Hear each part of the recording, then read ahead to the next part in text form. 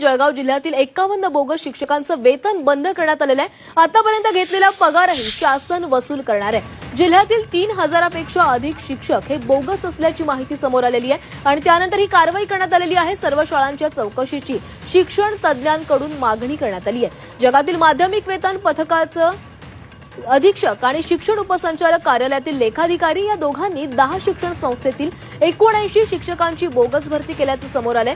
या प्रकरणातील 51 बोगस शिक्षकांचं वेतन बंद करण्यात आलेलं आहे। मात्र इतर 28 शिक्षक हे न्यायालयात गेल्यामुळे या शिक्षकांचं प्रकरण न्यायप्रविष्ट आहे। वेतन बंद करण्याबरोबरच आतापर्यंत घेतलेलं वेतन सुद्धा शासनाकडून वसूल करण्याची कारवाई सुद्धा करण्यात येणार आहे। या घोटाळ्यातील प्रमुख सूत्रधार अधिकारी मात्र अद्याप मोकळेच फिरतायत। तसंच जिल्ह्यातील अनेक शाळा याच पद्धतीने कार्यरत असून अनेक शिक्षक शासनाला फसवून पगार घेत असल्याची चर्चा होतीये।